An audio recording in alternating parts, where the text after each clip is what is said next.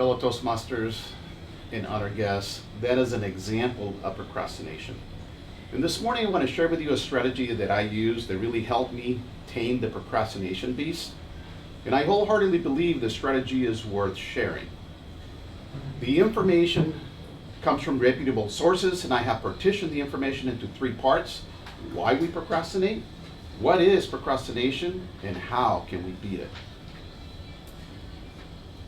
The goal of highlighting the anatomy of procrastination is in understanding metacognition, being aware that you're aware procrastination is occurring, so you can tame the beast, and ultimately help you achieve three things: change a bad habit into a good habit, boost your productivity, and hopefully improve your self-discipline. Why do we procrastinate? It turns out that neuropsychologists have discovered that there is an argument going on in our head between the prefrontal cortex and the limbic system. The prefrontal cortex is a more advanced part of our brains that helps us do the right thing. It tells us to go ahead and get started on that task or project.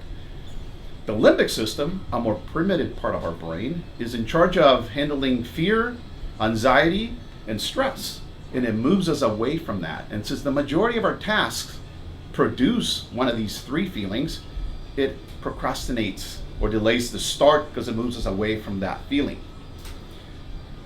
The only thing that trumps the limbic system is a crisis. When that panic button is hit, it deactivates it and you kick into action to get that task done. Unfortunately, there are some things we do that don't have a due date, like going to the gym Monday, Wednesday, and Friday because it's a good thing. So it could be weeks or months before you go back if you procrastinate. What is procrastination? It's simply not doing what you should be doing, and it has a very recognizable cycle.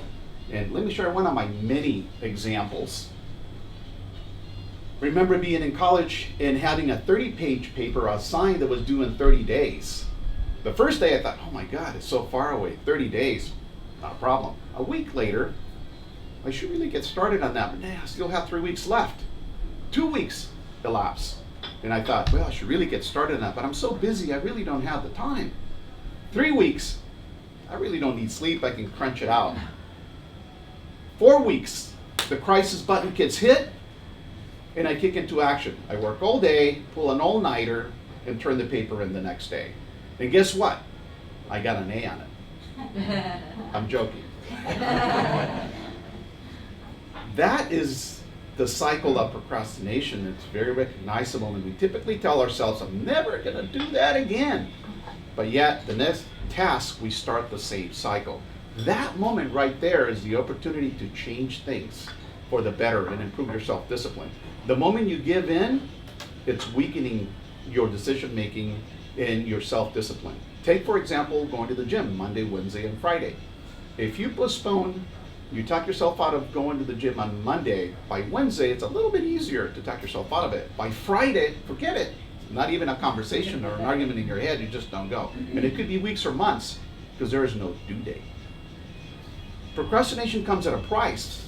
It can make you feel lousy, anxious, angry, beaten, confused, frustrated, disgusted, disgraced, depressed, and maybe even helpless, but it doesn't have to be that way. So how can we beat the procrastination beast? It turns out that neuropsychologists have done the studies and the principle or philosophy that there is no procrastinator out there. There are people out there that don't have purpose or passion. Because if I told you, be here on next Friday at 3:33 because I'm going to give you $3 million, I think you'd probably find a way to get here next Friday at 3:33. So examine, analyze yourselves for your passion and purpose so you can drive the priorities in your life. The second is, if you want to get something done, schedule it. Neuropsychologists have done studies on very successful people, and they were all asked, do you use to-do lists?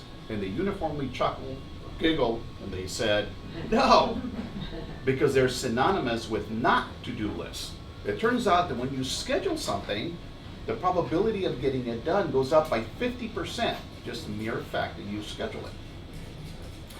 So if you want to get something done, schedule it.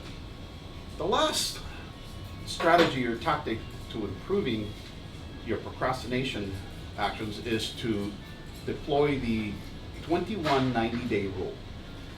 It has been said that it takes 21 days to create a new habit and 90 days to create a new lifestyle. So the key here is to make the decision that you're going to do something and stick to it no matter what.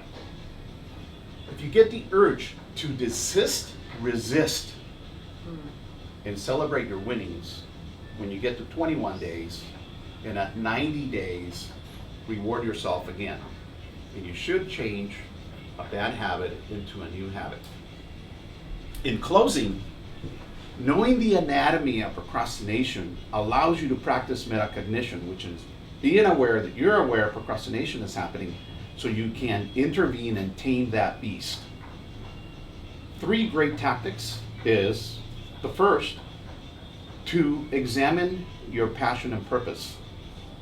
The second is to schedule it if you want to get it done. And the third is to deploy the 21 90-day rule. I challenge you to start today. Good luck. All right. Mr. Toastmaster.